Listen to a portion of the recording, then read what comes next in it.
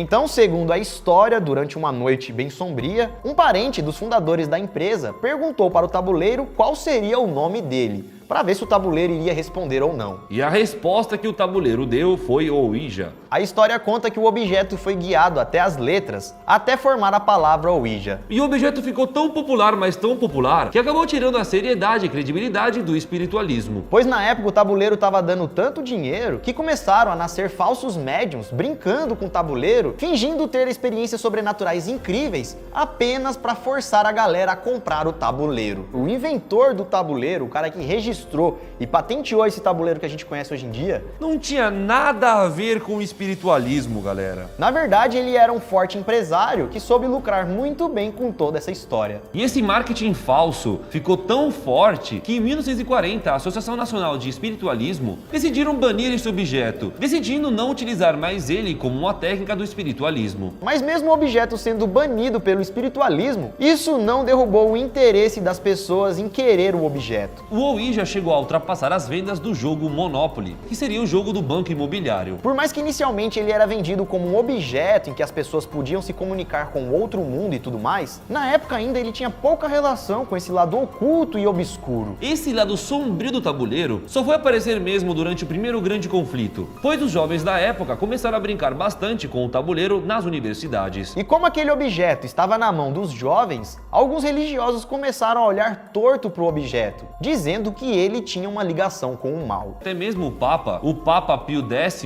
escreveu um livro sobre o tabuleiro. E nesse livro ele dizia várias coisas, incluindo que o tabuleiro não era um brinquedo que deveria estar na mão dos jovens. Que no caso era algo bastante perigoso para as pessoas. E foi somente em 1971, galera, que o objeto conhecido como tabuleiro Ouija foi inserido em uma história de terror. Em um livro chamado O Exorcista, lançado em 1971. E depois disso, galera, pronto. Foi aí que todo mundo começou a enxergar ele como um objeto de terror. E aí não demorou muito para aparecer em um outro filme, em um desenho, em uma série. E até hoje o tabuleiro é apresentado pra gente dessa forma. E agora incluindo nos vídeos do YouTube. Onde pessoas com o tabuleiro dizem ter se comunicado com o mundo espiritual. Será mesmo que isso é verdade? Ou será que tudo isso é uma imaginação das pessoas que brincam com o tabuleiro? É isso que vamos ver agora. A gente tem o tabuleiro aqui em mãos, galera, que a gente comprou da internet. Ó que bonitão. Vamos fazer junto com vocês algumas perguntas pro tabuleiro e depois vamos explicar pra vocês o que pode acontecer em alguns casos. Tá preparado, meu amigo? Vamos nessa!